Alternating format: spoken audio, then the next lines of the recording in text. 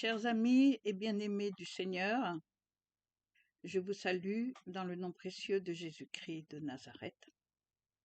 Je vous transmets le shalom, qui est la paix de notre Seigneur en tout temps, en toutes choses, en toute occasion et en tout lieu, à tous ceux qui aiment le Seigneur.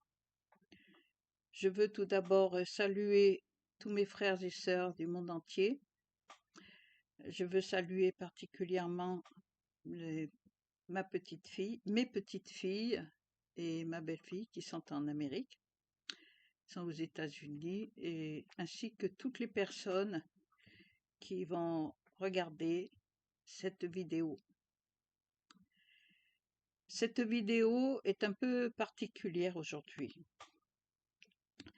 parce que j'ai constaté qu'il y a beaucoup de personnes qui disent être chrétiens mais qui ne marchent pas dans la volonté de Dieu. Aussi, je vais faire un rappel et lire beaucoup de passages qui sont dans la parole. Il y a dans ce monde deux choses qui règnent. C'est la chair et l'esprit qui ont leurs œuvres.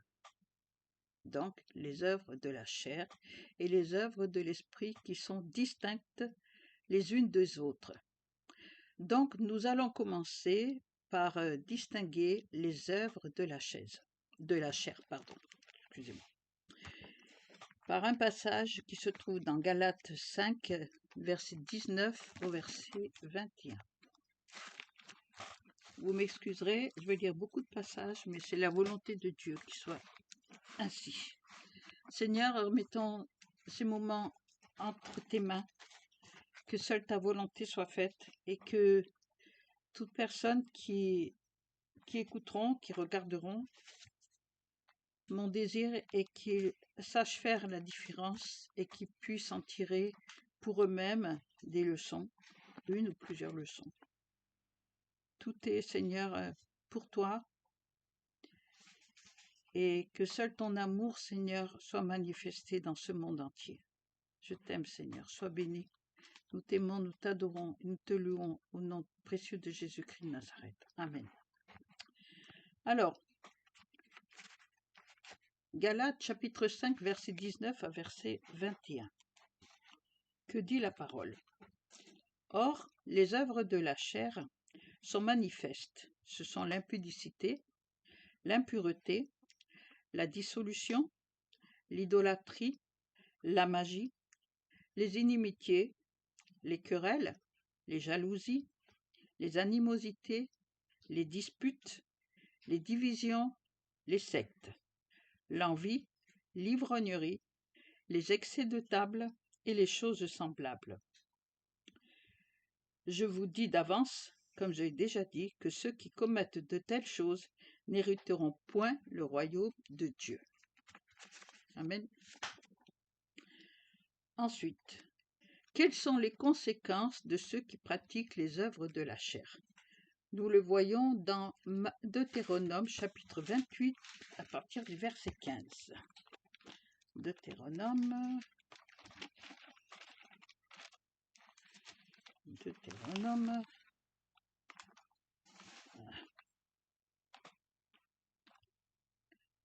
Hop là. Deutéronome 28, verset 15. Si tu n'obéis point à la voix de l'Éternel ton Dieu, si tu n'observes pas et ne mets pas en pratique tous ces commandements et toutes ces lois que je te prescris aujourd'hui, voici toutes les malédictions qui viendront sur toi et qui seront ton partage. Tu seras maudit dans la ville, et tu seras maudit dans les champs. Ta corbeille et ta huche seront maudites. Le fruit de tes entrailles, le fruit de ton sol, les portées de ton gros et de ton menu bétail, toutes ces choses seront maudites. Tu seras maudit à ton arrivée et tu seras maudit à ton départ. L'Éternel enverra contre toi la malédiction, le trouble et la menace, au milieu de toutes les entreprises que tu feras, jusqu'à ce que tu sois détruit, jusqu'à ce que tu périsses promptement, à cause de la méchanceté de tes actions, qui t'aura porté à m'abandonner. L'Éternel attachera à toi la peste jusqu'à ce qu'elle te consume dans le pays dont tu vas entrer en possession. L'Éternel te frappera de consomption, de fièvre, d'inflammation, de chaleur brûlante, de dessèchement, de jaunisse et de gangrène, qui te poursuivront jusqu'à ce que tu périsses. Le ciel sur la tête sera d'airain, et la terre sous toi sera de fer. L'Éternel enverra pour pluie à ton pays de la poussière et de la poudre. Il en descendra du ciel sur toi jusqu'à ce que tu sois détruit. L'Éternel te fera battre par tes ennemis. Tu sortiras contre eux par un seul chemin, et tu t'enfuiras devant eux par 7 chemins. Et tu seras un objet d'effroi pour tous les royaumes de la terre. Ton cadavre sera la pâture de tous les oiseaux du ciel et des bêtes de la terre, et il n'y aura personne pour les troubler. L'Éternel te frappera de l'ulcère d'Égypte, d'hémorroïdes, de gales et de teignes, dont tu ne pourras guérir. L'Éternel te frappera de délire, d'aveuglement, d'égarement d'esprit, et tu tâtonneras en plein midi, comme l'aveugle dans l'obscurité. Tu n'auras point de succès dans tes entreprises, et tu seras tous les jours opprimé, dépouillé, et il n'y aura personne pour venir à ton secours. Tu auras une fiancée, et un autre homme s'accouchera avec elle. Tu bâtiras une maison, et tu ne l'habiteras pas. Tu planteras une vigne, et tu n'en jouiras pas. Ton bœuf sera égorgé sous tes yeux, et tu n'en mangeras pas. Ton âne sera enlevé devant toi, et on ne te le rendra pas. Tes brebis seront données à tes ennemis, et il n'y aura personne pour venir à ton secours. Tes fils et tes filles seront livrés à un autre peuple. Tes yeux le verront et languiront tout le jour après eux, et ta main sera sans force. Un peuple que tu n'auras point connu mangera le fruit de ton sol, et tout le produit de ton travail, et tu seras tous les jours opprimé et écrasé. Le spectacle que tu auras sous les yeux te jettera dans le délire. L'Éternel te frappera aux genoux et aux cuisses d'un ulcère malin, dont tu ne pourras guérir. Il te frappera depuis la plante du pied jusqu'au sommet de la tête. L'Éternel te fera marcher, toi et ton roi que tu auras établi sur toi, vers une nation que tu n'auras point connue, ni toi, ni tes pères. Et là tu serviras d'autres dieux du bois et de la pierre. Et tu seras un sujet d'étonnement, de sarcasme et de raillerie parmi tous les peuples chez qui l'Éternel te mènera. Tu transporteras sur ton champ beaucoup de semences, et tu feras une faible récolte, car les sauterelles la dévoreront. Tu planteras des vignes et tu le cultiveras, et tu ne boiras pas de vin et tu ne feras pas de récolte, car les vers les mangeront. Tu auras des oliviers dans toute l'étendue de ton pays, et tu ne toindras pas d'huile, car tes olives tomberont. Tu engendreras des fils et des filles, et ils ne seront point à toi, car ils iront en captivité. Les insectes prendront possession de tous tes arbres et du fruit de ton sol. L'étranger qui sera au milieu de toi s'élèvera toujours plus au-dessus de toi. Et toi, tu descendras toujours plus bas. Il te prêtera et tu ne lui prêteras pas. Il sera la tête et tu seras la queue. Toutes ces malédictions viendront sur toi. Elles te poursuivront et seront ton partage jusqu'à ce que tu sois détruit, parce que tu n'auras pas obéi à la voix de l'Éternel ton Dieu, parce que tu n'auras pas observé ses commandements et ses lois qu'il te prescrit. Elles seront à jamais pour toi et pour tes descendants comme des signes et des prodiges, pour n'avoir pas, au milieu de l'abondance de toutes choses, servi l'Éternel ton Dieu avec joie et de bon cœur. Tu serviras au milieu de la faim, de la soif, de la nudité et de la disette de toutes choses. Tes ennemis que l'Éternel enverra contre toi, il mettra un joug de fer sur ton cou, jusqu'à ce qu'il ait détruit. L'Éternel fera partir de loin, des extrémités de la terre, une nation qui fondra sur toi d'un vol d'aigle, une nation dont tu n'entendras point la langue, une nation au visage farouche, qui n'aura ni respect pour le vieillard, ni pitié pour l'enfant. Elle mangera le fruit de tes troupeaux et le fruit de ton sol, jusqu'à ce que tu sois détruit. Elle ne te laissera ni blé, ni mou, ni huile, ni portée de ton gros et de ton menu bétail, jusqu'à ce qu'elle t'ait fait périr. Elle t'assiégera dans toutes tes portes, jusqu'à ce que tes murailles tombent, ces hautes et fortes murailles sur lesquelles tu auras placé ta confiance dans toute l'étendue de ton pays. Elle t'assiégera dans toutes tes portes, dans tout le pays que l'Éternel ton Dieu te donne. Au milieu de l'angoisse et de la détresse où te réduira ton ennemi, tu mangeras le fruit de tes entrailles, la chair de tes fils et de tes filles que l'Éternel ton Dieu t'aura donnée. L'homme d'entre vous le plus délicat et le plus habitué à la mollesse aura un œil sans pitié pour son frère, pour la femme qui repose sur son sein, pour ceux de ses enfants qu'il a épargnés. Il ne donnera à aucun d'eux de la chair de ses enfants dont il fait sa nourriture, parce qu'il ne lui reste plus rien au milieu de l'angoisse et de la détresse où te réduira ton ennemi dans toutes tes portes. La femme d'entre vous la plus délicate et la plus habituée à la mollesse, qui par mollesse et par délicatesse n'essayait pas de poser à terre la plante de son pied, aura un œil sans pitié pour le mari qui repose sur son sein, pour son fils et pour sa fille. Elle ne leur donnera rien de l'arrière-fait sorti d'entre ses pieds et des enfants qu'elle mettra au monde, car manquant de tout, elle en fera secrètement sa nourriture au milieu de l'angoisse et de la détresse où te réduira ton ennemi dans tes portes. Si tu n'observes pas et ne mets pas en pratique toutes les paroles de cette loi, écrites dans ce livre, si tu ne crains pas ce nom glorieux et redoutable de l'Éternel ton Dieu, l'Éternel te frappera miraculeusement, toi et ta postérité, par des plaies grandes et de longue durée, par des maladies graves et opiniâtres. Il amènera sur toi toutes les maladies d'Égypte devant lesquelles tu tremblais, et elles s'attacheront à toi. Et même l'Éternel fera venir sur toi, jusqu'à ce que tu sois détruit, toutes sortes de maladies et de plaies qui ne sont point mentionnées dans le livre de cette loi. Après avoir été aussi nombreux que les étoiles du ciel, vous ne resterez qu'un petit nombre, parce que tu n'auras point obéi à la voix de l'Éternel ton Dieu. De même que l'Éternel prenait plaisir à vous faire du bien et à vous multiplier, de même l'Éternel prendra plaisir à vous faire périr et à vous détruire. Et vous serez arrachés du pays dont tu vas entrer en possession. L'Éternel te dispersera parmi tous les peuples, d'une extrémité de la terre à l'autre. Et là, tu serviras d'autres dieux que n'ont connus ni toi, ni tes pères, du bois et de la pierre. Parmi ces nations, tu ne seras pas tranquille, et tu n'auras pas un lieu de repos pour la plante de tes pieds. L'Éternel rendra ton cœur agité, tes yeux languissants, ton âme souffrante. Ta vie sera comme en suspens devant toi. Tu trembleras la nuit, et le jour tu douteras de ton existence. Dans l'effroi qui remplira ton cœur, et en présence de ce que tes yeux verront, tu diras le matin, puisse le soir être là, et tu diras le soir, puisse le matin être là. Et l'Éternel te ramènera sur des navires en Égypte, et tu feras ce chemin dont je t'avais dit, tu ne le reverras plus. Là, vous vous offrirez en vente à vos ennemis, comme esclaves et comme servantes, et il n'y aura personne pour vous acheter.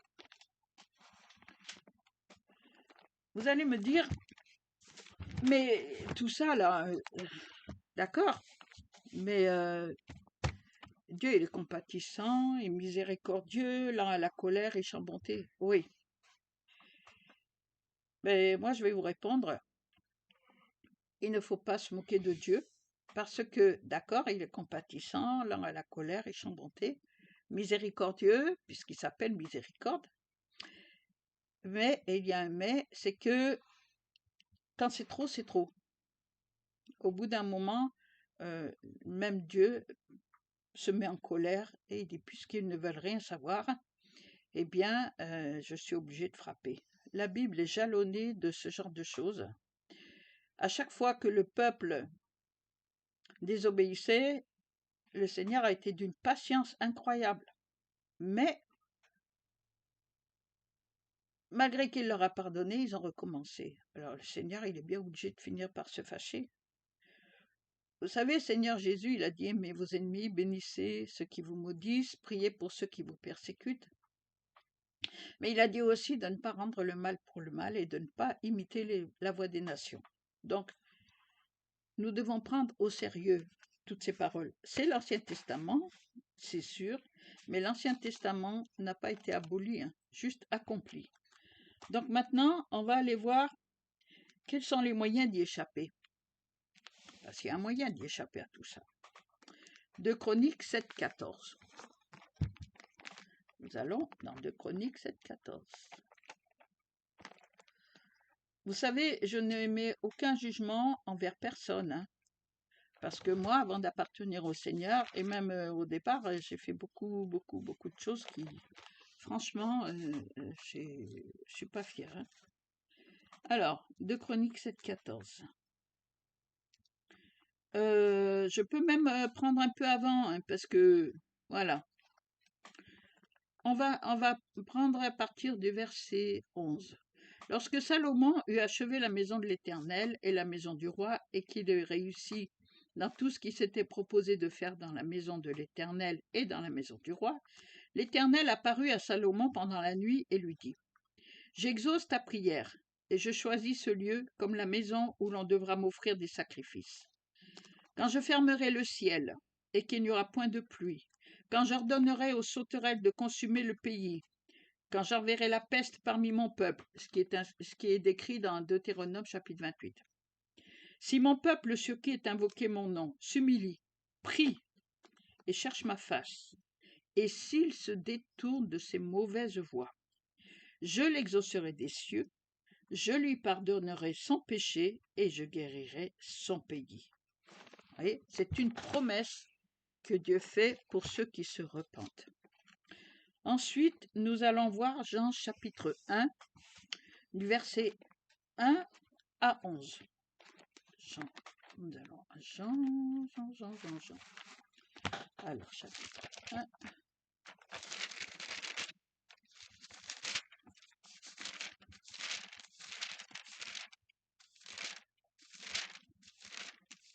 Hop. Voilà. Voilà, Jean chapitre 1, du verset. Voilà. Au commencement était la parole, et la parole était avec Dieu. Et la parole était Dieu. Elle était au commencement avec Dieu. Toutes choses ont été faites par elle. Et rien de ce qui a été fait n'a été fait sans elle. En elle était la vie, et la vie était la lumière des hommes. La lumière luit dans les ténèbres, et les ténèbres ne l'ont point reçue. Il y eut un homme envoyé de Dieu. Son nom était Jean. Il vint pour servir de témoin, pour rendre témoignage à la lumière, afin que tous crussent par lui.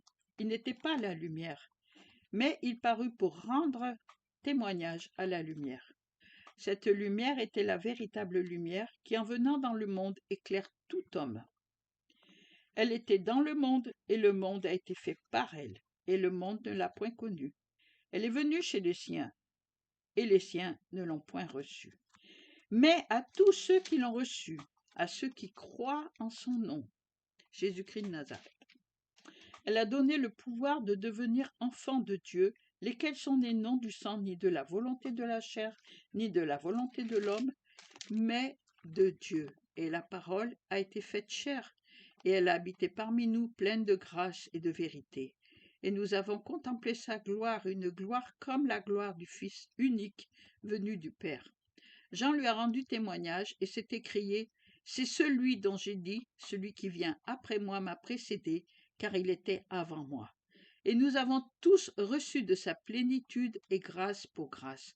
Car la loi a été donnée par Moïse, la grâce et la vérité sont venues par Jésus-Christ. Personne n'a jamais vu Dieu. Le Fils unique qui est dans le sein du Père est celui qui l'a fait connaître. Donc, il faut se tourner vers Jésus-Christ. Ensuite, nous allons aller dans Romains chapitre 3, verset 10 au verset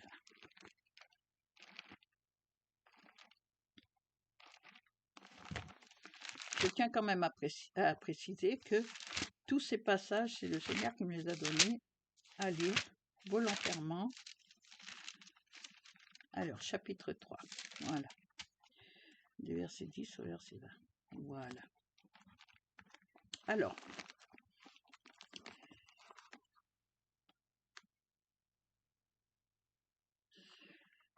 Alors, selon qui est écrit, il n'y a point de juste, pas même un seul.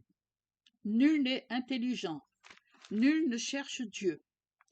Tous sont égarés, tous sont pervertis. Il n'en est aucun qui fasse le bien, pas même un seul. Leur gosier est un sépulcre ouvert. Ils se servent de leur langue pour tromper. Ils ont sous leurs lèvres un venin d'aspic. Leur bouche est pleine de malédiction et d'amertume. On parle des œuvres de la chair, hein, toujours pour ceux qui agissent selon la chair.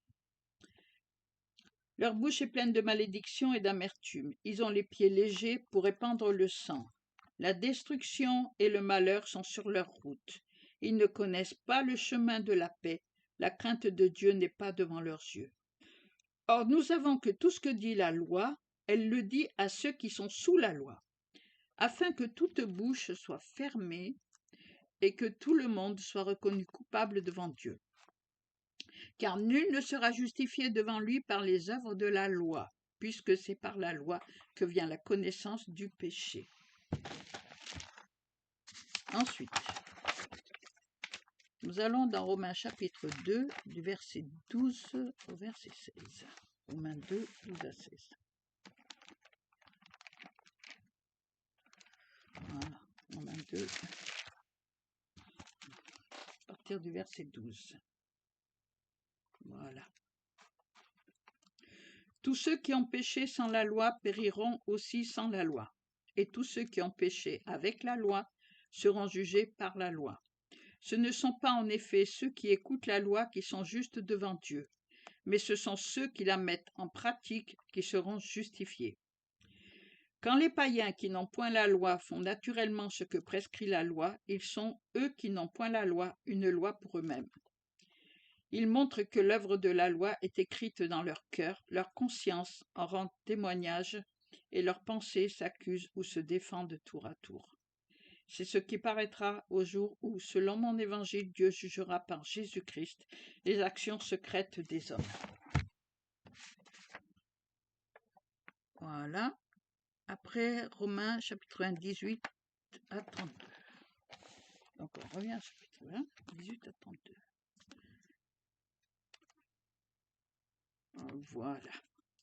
La colère de Dieu se révèle du ciel contre toute impiété et toute injustice des hommes qui retiennent injustement la vérité captive. Car ce qu'on peut connaître de Dieu est manifeste pour eux, Dieu le leur ayant fait connaître. En fait, Dieu se révèle à tout le monde. Dieu se révèle à tout être humain qui est sur la terre. Tous, sans exception, Dieu se révèle. En effet, les perfections invisibles de Dieu, sa puissance éternelle et sa divinité se voient comme à l'œil depuis la création du monde quand on les considère dans ses ouvrages. Ils sont donc inexcusables, puisque, ayant connu Dieu, ils ne l'ont point glorifié comme Dieu et ne lui ont point rendu grâce, mais ils se sont égarés dans leurs pensées, et leur cœur sans intelligence a été plongé dans les ténèbres. Se vantant d'être sages, ils sont devenus fous, et ils ont changé la gloire de Dieu incorruptible en image représentant l'homme corruptible, des oiseaux, des quadrupèdes et des reptiles.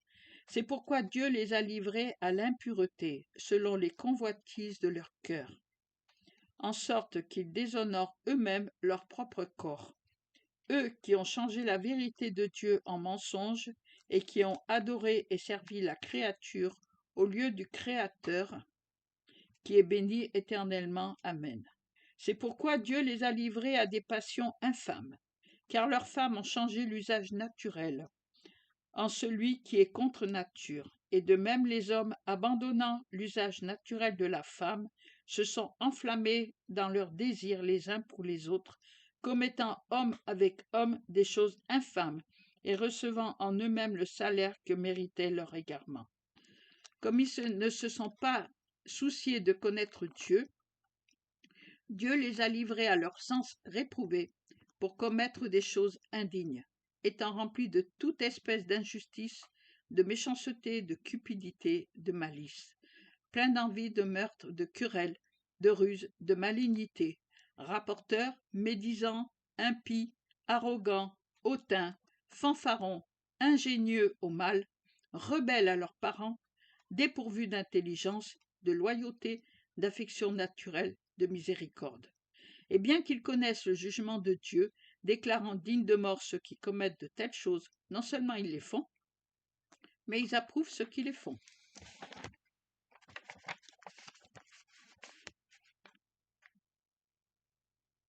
Donc là, je vous ai parlé de ceux qui font les œuvres de la chair.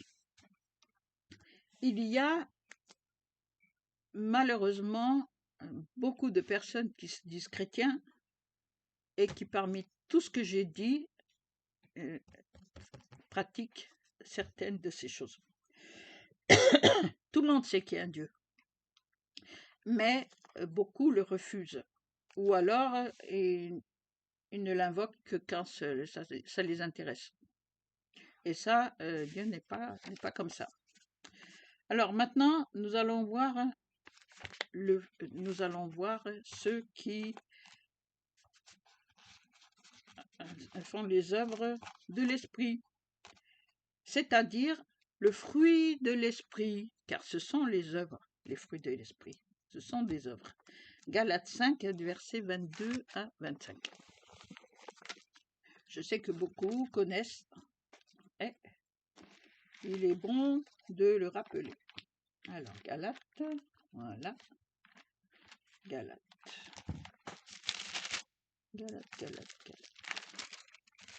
Ah, je suis allée trop loin là. Ça sera tout à l'heure, c'est noté. Galates. Je suis allée trop loin.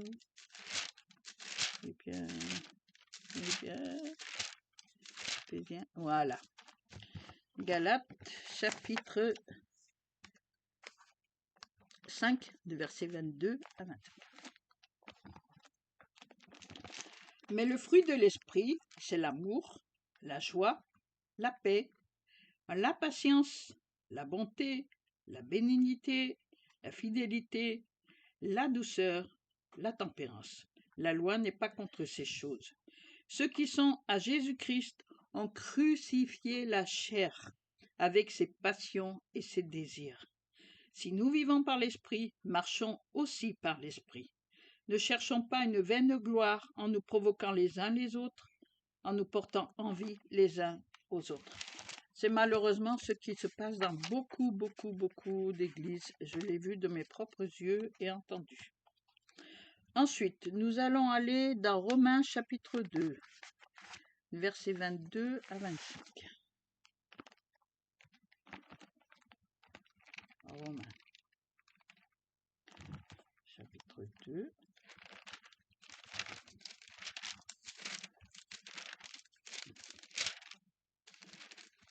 Versets 22 à 25. Alors, 22, tu es 19, 20, 22. Voilà. Toi qui dis...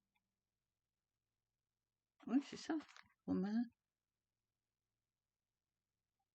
2, Romains 2, verset 4 d'abord. C'est ce que je raconte. Oh, je me mélange. Hein. Romains 2, verset 4. Alors. Voilà. Méprises-tu les richesses de sa bonté, de sa patience et de sa longanimité, ne reconnaissant pas que la bonté de Dieu te pousse à la repentance? Ensuite, 3, 25. 25.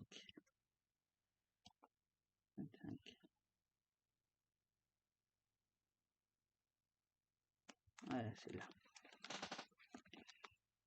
23, 24, 25. C'est lui que Dieu a destiné par son sang à être pour ceux qui croiraient victime propitiatoire, afin de montrer sa justice, parce qu'il avait laissé impunis les péchés commis auparavant du temps de sa patience. Montrer sa justice dans les temps présents de manière à être juste, tout en justifiant celui qui a la foi en Jésus. Vous savez, nous manquons beaucoup de patience. Bien souvent, nous manquons de patience et nous énervons pour un oui, pour un non. Et justement, le Seigneur attire notre attention là-dessus pour que nous soyons armés de patience dans tous les domaines. Et ça, je peux vous le dire en connaissance de cause. Alors, c'est Romains 9, verset 22. Parle encore de la patience, bien sûr. 22. Voilà. 22, 22, 22, tu es 20, 21, 22, t'es où? Il est là. Et que dire si Dieu, voulant montrer sa colère et faire connaître sa puissance, a supporté avec une grande patience des vases de colère formés pour la perdition. Voilà, ça veut dire que Dieu est vraiment d'une grande patience. Souvent, il retient sa colère pour ne pas nous exterminer. 15, verset 4.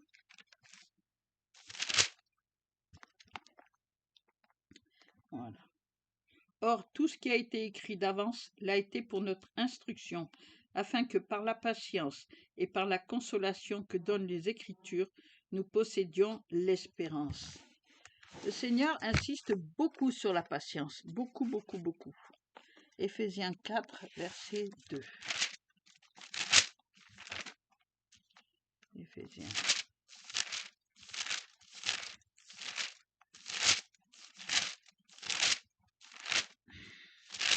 Voilà. 4, verset 2. En toute humilité et toute douceur, avec patience, vous supportant les uns les autres avec amour. Devons nous supporter avec amour. Ensuite, 2 Corinthiens, chapitre 1. Voilà, 2 Corinthiens, chapitre 1. Versets 6 et 7. Ouais, c'est ça. Versets 6 et 7. Chapitre 1.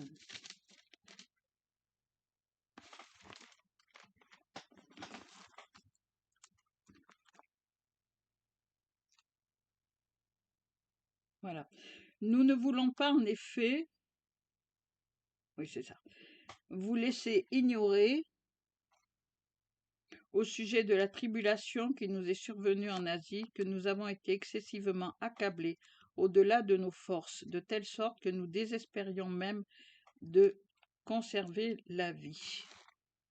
Ah non, je me suis trompée de verset, c'est pas grave. Et nous regardions comme certains notre arrêt de mort, afin de ne pas placer notre confiance en nous-mêmes, mais de la placer en Dieu qui ressuscite les morts. C'est lui qui nous a délivrés et qui nous délivrera d'une telle mort, lui de qui nous espérons qu'il nous délivrera encore, vous-même aussi, nous assistants de vos prières, afin que la grâce obtenue pour nous par plusieurs soit pour plusieurs une occasion de rendre grâce à notre sujet. J'ai lu un peu plus parce que c'est important d'insister sur la patience. 6, 4 à 10. 6, 4 à 10. Nous ne donnons aucun sujet de scandale en quoi que ce soit, afin que le ministère ne soit pas un objet de blâme, mais nous nous rendons à tous égards recommandables, comme serviteurs de Dieu, par beaucoup de patience dans les tribulations, dans les calamités, dans les détresses, sous les coups, dans les prisons, dans les troubles, dans les travaux, dans les veilles, dans les jeûnes, par la pureté, par la connaissance, par la longanimité, par la bonté, par un esprit saint, par un amour sincère, par la parole de vérité, par la puissance de Dieu, par les armes offensives et défensives de la justice, au milieu de la gloire et de l'ignominie, au milieu de la mauvaise et de la bonne réputation, étant regardés comme imposteurs, quoique véridiques, comme inconnus, quoique bien connus, comme mourants, et voici nous vivons, comme châtiés, quoique non mis à mort, comme attristés, et nous sommes toujours joyeux, comme pauvres, et nous en enrichissons plusieurs, comme n'ayant rien, et nous possédons toutes choses. Amen. Ensuite, Éphésiens, chapitre 4, verset 2. Voilà, verset 2. En toute humilité et douceur avec patience, vous supportant les uns les autres avec amour, vous efforçant de conserver l'unité de l'esprit par le lien de la paix. Il y a un seul corps et un seul esprit, comme aussi vous avez été appelés à une seule espérance par votre vocation. Il y a un seul Seigneur, une seule foi, un seul baptême, un seul Dieu et Père de tous, qui est au-dessus de tous, et parmi tous et en tous. Mais à chacun de nous, la grâce a été donnée selon la mesure du don du Christ. C'est pourquoi il est dit, étant monté en haut, il a emmené des captifs et il a fait des dons aux hommes. Or, que signifie il est monté, sinon qu'il est aussi descendu dans les régions inférieures de la terre? Celui qui est descendu, c'est le même qui est monté au-dessus de tous les cieux, afin de remplir toutes choses. Et il a donné les uns comme apôtres, les autres comme prophètes, les autres comme évangélistes, les autres comme pasteurs et docteurs, pour le perfectionnement des saints, en vue de l'œuvre du ministère et de l'édification du corps de Christ, jusqu'à ce que nous soyons tous parvenus à l'unité de la foi et de la connaissance du Fils de Dieu, à l'état d'homme fait, à la mesure de la stature parfaite de Christ, afin que nous ne soyons plus des enfants flottants et emportés à tout vent de doctrine, par la tromperie des hommes, par leur ruse dans les moyens de séduction, mais que, professant la vérité dans l'amour, nous croissions à tous égards en celui qui est le chef, Christ. C'est de lui, et grâce à tous les liens de son assistance, que tout le corps bien coordonné et formant un solide assemblage tire son accroissement selon la force qui convient à chacune de ses parties et s'édifie lui-même dans l'amour. Ensuite, je vais dans Colossiens chapitre 3, verset 18. Colossiens 3, 18. Voilà.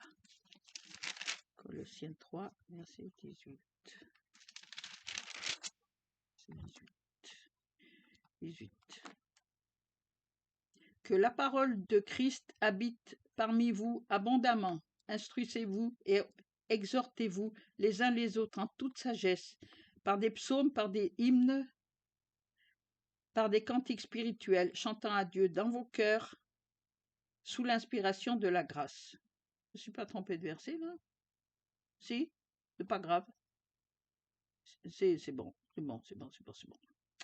C'est bon. Alors après. 1 Thessaloniciens 5, verset 14.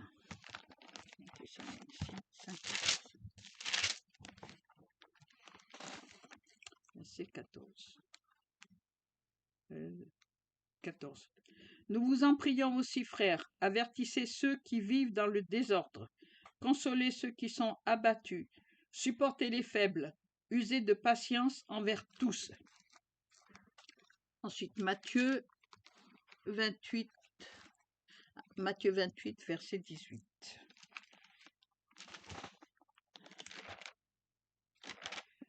Matthieu. Voilà, 28. Verset 18. Verset 18. Voilà, qu'a dit notre Seigneur Jésus? Leur parla ainsi, tout pouvoir m'a été donné dans le ciel et sur la terre. Allez, faites de toutes les nations des disciples, les baptisant au nom du Père, du Fils et du Saint-Esprit, et enseignez-leur à observer tout ce que je vous ai prescrit. Et voici, je suis avec vous tous les jours jusqu'à la fin du monde. Ensuite, on va à Deutéronome, chapitre 28, de 1 à 14. Maintenant, je vais vous dire ce qui arrive à ceux qui obéissent. 28.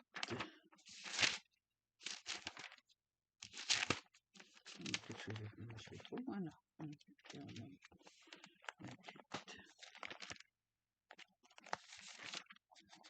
À ceux qui ont reconnu le Seigneur Jésus comme étant Sauveur et Seigneur. Non, c'est bon, il n'y a que 39 minutes.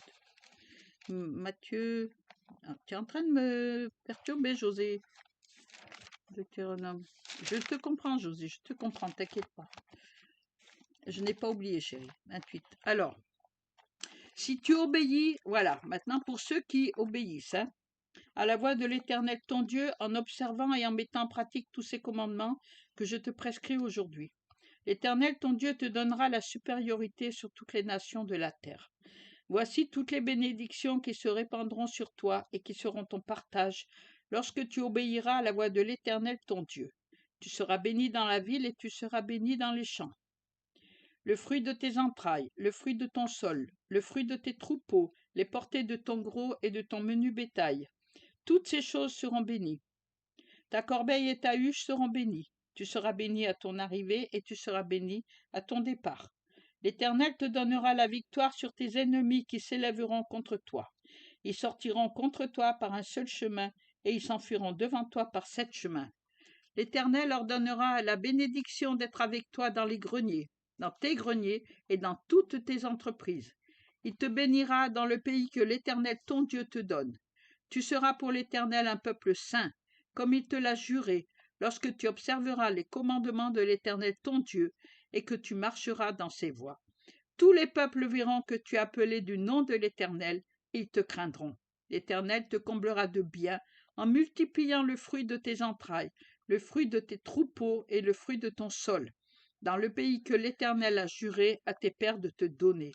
L'Éternel t'ouvrira son bon trésor du ciel pour envoyer à ton pays la pluie en son temps et pour bénir tout le travail de tes mains. Tu prêteras à beaucoup de nations et tu n'emprunteras point. L'Éternel fera de toi la tête et non la queue. Tu seras toujours en haut et tu ne seras jamais en bas.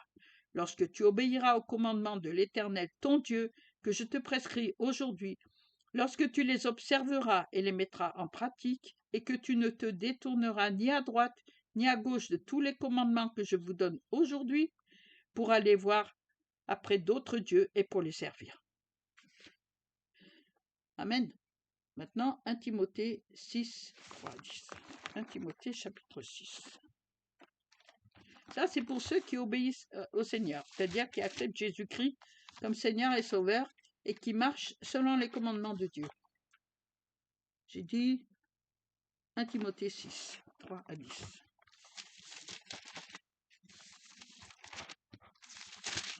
Timothée.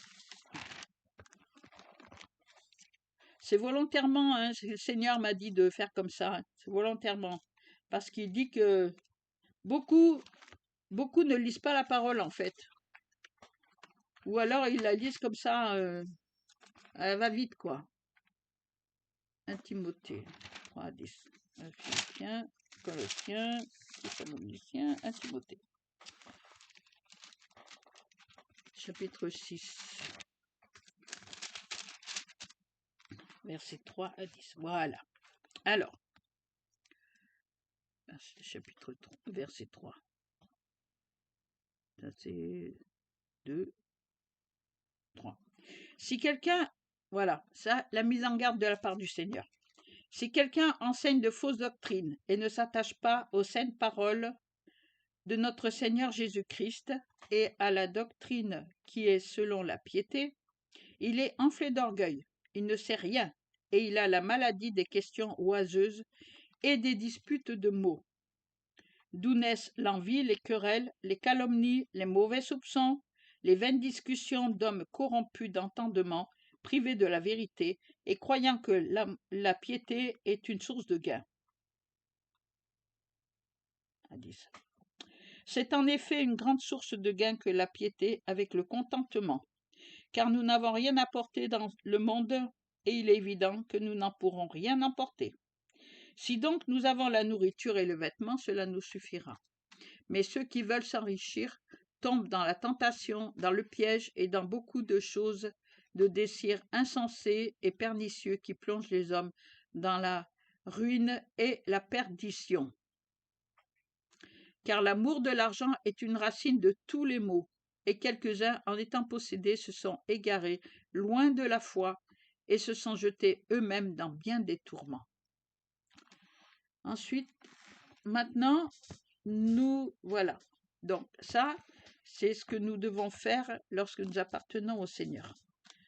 Maintenant, le Seigneur m'a dit d'attaquer un autre sujet parce que il y a beaucoup, aussi bien sur YouTube que sur les réseaux sociaux, beaucoup annoncent des catastrophes, beaucoup parlent de choses qui vont se passer, annoncent des malheurs, beaucoup. Le Seigneur, il m'a dit comme ça. Il m'a dit, c'est vrai qu'il y a beaucoup de choses qui se passent, mais nous devons être très prudents. Matthieu 24, à partir du verset 4. Voilà. Merci José. Alors, voilà, on va prendre un peu avant. Seigneur Jésus s'assit sur la montagne des Oliviers et les disciples vinrent en particulier lui faire cette question. Dis-nous, quand cela arrivera-t-il et quel sera le signe de ton avènement et de la fin du monde? Jésus leur répondit, prenez garde que personne ne vous séduise, car plusieurs viendront sous mon nom disant, c'est moi qui suis le Christ, et ils séduiront beaucoup de gens. Il y a un homme qui dit qu'il est Jésus revenu sur la terre pour sauver les siens. Voilà pourquoi le Seigneur nous prévient, et ça s'appelle l'Église du Dieu Tout-Puissant. Voilà, ça se répand beaucoup sur la surface de la terre, mais le Seigneur m'a dit c'est une secte, parce que le Seigneur Jésus, lui, il ne reviendra pas comme ça. C'est expliqué dans l'Apocalypse, et même dans les évangiles, c'est expliqué la manière dont il viendra. Vous entendrez parler de guerre et de bruit de guerre. Gardez-vous d'être troublés, car il faut que ces choses arrivent. Mais ce ne sera pas encore la fin. Une nation s'élèvera contre une nation et un royaume contre un royaume. Et il y aura en divers lieux des famines et des tremblements de terre. Tout cela ne sera que le commencement des douleurs. Alors on vous livrera au tourment et l'on vous fera mourir et vous serez haïs de toutes les nations à cause de mon nom. Alors aussi plusieurs succomberont et ils se trahiront, se haïront les uns les autres. Plusieurs faux prophètes s'élèveront et ils séduiront beaucoup de gens. Et parce que l'iniquité se sera accrue, la charité du plus grand nombre se refroidira. Mais celui qui persévérera jusqu'à la fin sera sauvé. Cette bonne nouvelle du royaume sera prêchée dans le monde entier pour servir de témoignage à toutes les nations, alors viendra la fin. C'est pourquoi, lorsque vous verrez l'abomination et la désolation dont a parlé le prophète Daniel, établis en lieu saint, que celui qui lit fasse attention. Alors, que ceux qui seront en Judée fuient dans les montagnes, que celui qui sera sur le toit ne descende pas pour prendre ce qui est dans sa maison, et que celui qui sera dans les champs ne retourne pas en arrière pour prendre son manteau. Malheur aux femmes qui seront enceintes et à celles qui allaiteront en ces jours-là. Priez pour que votre fuite n'arrive pas en hiver ni un jour de Shabbat, car alors la détresse sera si grande qu'il n'y en a point eu de pareil depuis le commencement du monde jusqu'à présent, et qu'il n'y en aura jamais. Et si ces jours n'étaient abrégés, personne ne serait sauvé. Mais à cause des élus, ces jours seront abrégés. Si quelqu'un vous dit alors le Christ est ici ou il est là, c'est ce qui se passe actuellement, ne le croyez pas, car il s'élèvera de faux Christ et de faux prophètes. Ils feront de grands prodiges et des miracles, au point de séduire, s'il était possible, même les élus. Voici, je vous l'ai annoncé d'avance. Si donc on vous dit, voici, il est dans le désert, n'y allez pas. Voici, il est dans les chambres, ne le croyez pas. Car comme l'éclair part de l'Orient, voilà, c'est là qu'il explique, et se montre jusqu'en Occident, ainsi sera l'avènement du Fils de l'homme. En quelque lieu que soit le cadavre, là s'assembleront les aigles. Aussitôt, après ces jours de détresse, le soleil s'obscurcira, la lune ne donnera plus sa lumière, les étoiles tomberont du ciel et les puissances des cieux seront ébranlées. Alors, le signe du Fils de l'homme paraîtra dans le ciel, toutes les tribus de la terre se lamenteront, et elles verront le Fils de l'homme venant sur les nuées du ciel, avec puissance et une grande gloire. Il enverra ses anges avec la trompette retentissante, et ils rassembleront ses élus des quatre vents, depuis une extrémité des cieux jusqu'à l'autre. Instruisez-vous par une comparaison tirée du figuier. Dès que ses branches deviennent tendres et que les feuilles poussent, vous connaissez que l'été est proche. De même, quand vous verrez toutes ces choses, sachez que le Fils de l'homme est proche à la porte. Donc c'est pas encore. Je vous le dis en vérité, cette génération ne passera point que tout cela n'arrive. Le ciel et la terre passeront, mais mes paroles ne passeront point. Pour ce qui est du jour et de l'heure, personne ne le sait, ni les anges dans les cieux, ni le Fils, mais le Père seul. Ce qui arriva du temps de Noé arrivera de même à l'avènement du Fils de l'homme. Car dans les jours qui précédèrent le déluge, les hommes mangeaient et buvaient, se mariaient et mariaient leurs enfants, jusqu'au jour où Noé entra dans l'arche. Et ils ne se doutèrent de rien, jusqu'à ce que le déluge vînt et les emporta tous. Il en sera de même à l'avènement du Fils de l'homme. Alors de 2 hommes qui seront dans un champ, l'un sera pris et l'autre laissé. De 2 femmes qui moudront à la meule, l'une sera prise et l'autre laissée. Veillez donc, puisque vous ne savez pas quel jour votre Seigneur viendra. Sachez-le bien, si le maître de la maison savait à quelle veille de la nuit le voleur doit venir, il veillerait et ne laisserait pas percer sa maison. C'est pourquoi vous aussi, tenez-vous prêts, car le Fils de l'homme viendra à l'heure où vous n'y penserez pas. Quel est donc le serviteur fidèle et prudent que son maître a établi sur ses gens pour leur donner la nourriture au temps convenable? Heureux ce serviteur que son maître, à son arrivée, trouvera faisant ainsi. Je vous le dis en vérité, il établira sur tous ses biens. Mais si c'est un méchant serviteur qui dit en lui-même mon maître tarde à venir, s'il se met à battre ses compagnons, s'il mange et boit avec les ivrognes, le maître de ce serviteur viendra le jour où il ne s'y attend pas et à l'heure qu'il ne connaît pas. Il le mettra en pièces et lui donnera sa part avec les hypocrites. C'est là qu'il y aura des pleurs et des grincements de dents. Et un dernier passage, Luc chapitre 14, parce qu'il faut finir ce qu'il a dit le Seigneur, du verset 26 à 35. 26 à 35. 26, il est par là. 23, 24, 25, 26. Ah oui. Si, voilà. 14, 26 à 35. Bon. Oui, c'est ça. Si quelqu'un vient à moi, et s'il ne hait pas son père, sa mère, sa femme, ses enfants, ses frères et ses sœurs, et même sa propre vie, il ne peut être mon disciple. Et quiconque ne porte pas sa croix et ne me suit pas, ne peut être mon disciple. Car lequel de vous, s'il veut bâtir une tour, ne s'assied d'abord pour calculer la dépense et voir s'il a de quoi la terminer, de peur qu'après avoir posé les fondements, il ne puisse l'achever et que tous ceux qui le verront ne se mettent à le railler en disant « Cet homme a commencé à bâtir et il n'a pu achever ». Ou quel roi, s'il va faire la guerre à un autre roi, ne s'assied d'abord pour examiner s'il peut, avec 10 000 hommes, marcher à la rencontre de celui qui vient l'attaquer avec 20 000? S'il ne le peut, tandis que cet autre roi est encore loin, il lui envoie une ambassade pour demander la paix. Ainsi donc, quiconque d'entre vous ne renonce pas à tout ce qu'il possède ne peut être mon disciple. Le sel est une bonne chose, mais si le sel perd sa saveur, avec quoi l'assaisonnera-t-on? Il n'est bon ni pour la terre, ni pour le fumier, on le jette dehors, que celui qui a des oreilles pour entendre, entende. Avant d'appartenir au Seigneur Jésus, j'ai vu beaucoup de choses. J'ai fait beaucoup de choses aussi. Et dont je ne suis pas fière, mais j'étais comme les gens du monde. En gros, je cherchais ma place. Et puis, le Seigneur s'est manifesté à moi, dans ma voiture. Il m'a demandé de pardonner. Il m'a demandé de ne pas m'occuper de ce qui se passe ailleurs, mais de regarder qu'à lui seul. Ça n'a pas été facile parce que j'étais très mal enseignée dans tous les domaines, de partout. Ce qui fait que j'ai commis beaucoup d'erreurs. Mais le Seigneur, à chaque fois, il m'a relevé, il m'a dit, tiens bon, je suis là.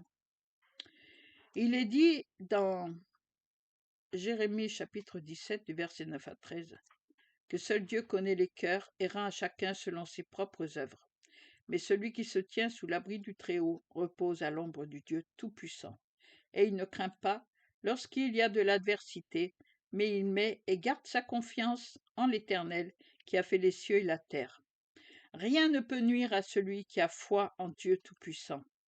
Et il jouit du bien-être à tout instant, car la paix de Dieu Tout-Puissant est ancrée en son cœur.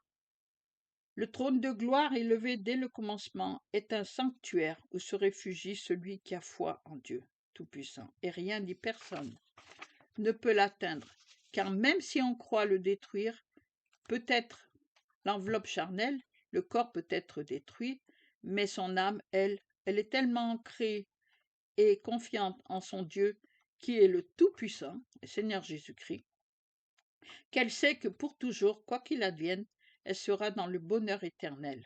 Le refuge auprès de l'Éternel se trouve à l'intérieur de notre pensée, et elle sait que ce sanctuaire est inviolable, et que seuls les fidèles qui ont gardé la foi peuvent y pénétrer et y demeurer.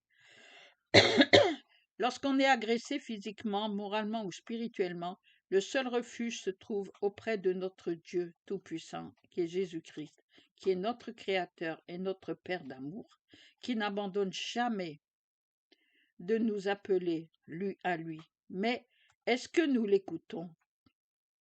Est-ce que nous faisons cas de ces appels incessants à se tourner vers lui, qui seul peut nous sauver de toute situation conflictuelle? Lui faisons-nous suffisamment confiance pour lui dire merci pour toutes ses bontés et ses merveilles? Nous passons notre temps à nous plaindre et à gémir avec des pourquoi et des comment. Pardon. Mais le plus simple est que nous prenions la décision d'accepter déjà d'une part de reconnaître que nous avons commis des erreurs dans nos pensées, nos paroles et nos actes, et d'autre part que nous prenions la décision d'accepter son amour et de décider de marcher par amour dans tout ce que nous penserons, dirons et ferons. C'est alors que nous pourrons véritablement accepter et comprendre que seul l'amour est au-dessus de tout. Lorsqu'on marche dans l'amour, tout ce qui se passe n'a plus aucune espèce d'importance. Même nos souffrances disparaissent. Nous ne voulons plus alors rien faire qui soit contraire à l'amour, car l'amour devient notre guide et notre refuge. Quoi qu'on nous dise ou fasse ne nous touche plus, et l'Éternel Tout-Puissant, lui, l'amour, devient notre seule raison de vivre.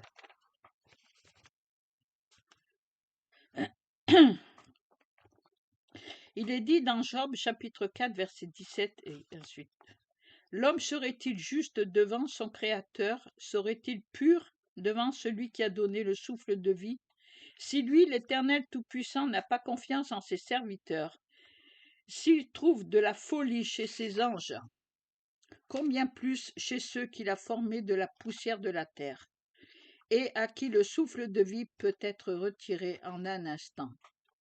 Personne ne prend garde à leur misère, et le fil de leur vie est coupé sans qu'il n'ait acquis la sagesse.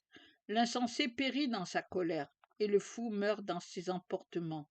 Le malheur ne sort pas de la poussière, ni la souffrance ne germe du sol. Seul le secours vient de l'Éternel Tout-Puissant, le Créateur de la terre et des cieux. Il suffit de lever les yeux vers le Seigneur, qui, pour nous délivrer de la malédiction du péché, a pris forme humaine afin de pouvoir nous dire « Regarde, j'ai marché sur cette terre, et j'y ai vécu comme un être humain. Je sais ce que signifie la souffrance, car je l'ai vécu afin de pouvoir te sauver. Tourne-toi vers moi, accepte-moi dans ton cœur, et sanctifie et confie-moi ta vie de recevoir la paix. » Voilà, afin de recevoir la paix et la délivrance. Oui, moi, l'Éternel Tout-Puissant, je me suis fait homme, engendré et non pas créé dans le ventre d'une vierge par la vertu du Saint-Esprit.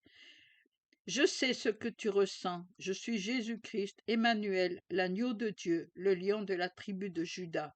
Aie confiance en moi, et quoi qu'il puisse t'arriver sur cette terre tout au long de ta vie, je serai présent à tes côtés afin de te protéger et de te délivrer. Il est certain que tu seras attaqué, mais jamais détruit. Je relève les humbles et je délivre les affligés. J'anéantis les projets des hommes rusés. Je prends les sages dans leur propre ruse, et les desseins des hommes faux sont renversés. Oui, je protège celui qui a confiance en moi contre leurs menaces, et je les sauve de la main des puissants. Que nul ne méprise ma correction, car c'est moi qui fais la plaie et qui la bande, qui blesse et qui guérit de ma main. 6 fois je te délivrerai de l'angoisse, et 7 fois le malin ne t'atteindra pas. Je te sauverai de la mort pendant la famine et des coups de glaive puissants pendant la guerre. Tu seras à l'abri du fléau de la langue, tu seras sans crainte quand viendra la dévastation dont tu te riras. Tous ceux qui t'entourent me craindront, car ils verront la manifestation de mon amour envers toi. Oui, je t'aime d'un amour éternel, car sans me voir, tu crois en moi et tu obéis à mes commandements. Tu refuses de faire le mal et de rendre par le mal ceux qui t'agressent. À tous ceux qui sont sincères dans leur cœur envers moi, je les bénis et je veille sur eux pour leur bonheur. Mais aux autres qui prétendent m'appartenir, mais dont la sincérité n'est pas de mise, je les vomis et je les maudis. Mon zèle est pour ceux qui m'aiment réellement et qui ont reconnu que mon Fils unique Jésus-Christ est leur Sauveur et Seigneur, et qui le suivent en abandonnant tout ce qui est du monde pour le suivre réellement. Et sois transporté d'allégresse, toi, mon peuple, et pousse des cris de joie, car moi, ton roi, je suis juste et victorieux.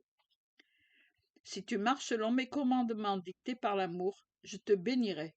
Pardonne, repens-toi, et viens à moi, car quoi que tu aies fait, je te tends les bras, afin que tu puisses venir t'y blottir et y trouver la paix et la joie. Je t'aime, moi, ton Père. Si tu t'es détourné, reviens, car je suis miséricorde et compassion. Invoque-moi, et je te répondrai. Je te délivrerai et je te sauverai. Je te garderai dans mon amour pour toujours. Amen. Voilà. Je pense que j'ai fait le tour, comme le Seigneur me l'a demandé. Alors, il y a des guerres, c'est vrai, il y a des catastrophes annoncées, c'est vrai, même sur la France, beaucoup sur la France. Mais le Seigneur, il dit, reste tranquille. Si tu m'appartiens, il ne t'arrivera rien. Alors, je vous recommande de toujours rester au pied de Jésus, parce que nous, mon fils et moi, mon fils José Catelan, qui est l'apôtre Paul par le Seigneur, eh bien, nous voyons la manifestation de son amour jour après jour. Il est merveilleux. Il est vraiment merveilleux, le Seigneur. Alors, gardez les yeux fixés sur lui, quoi qu'il arrive. Et il nous sort toujours des situations qui sont compliquées. Souvent, nous avons des situations compliquées, croyez-moi. Eh bien, le Seigneur nous en sort toujours. Il nous délivre toujours de nos ennemis. Voilà. Vous voyez, j'ai tenu parole. La vidéo, elle fait 1 heure et 2 minutes et 49 secondes, 50 maintenant. Voilà, je vous aime tous dans l'amour du Seigneur. Que l'Éternel Tout-Puissant, notre Seigneur Jésus-Christ de Nazareth, vous bénisse, vous donne la paix, la joie et l'amour dans votre cœur et qu'il vous guide par son esprit chaque jour, à chaque instant et à chaque heure. Je vous aime. Amen. À bientôt.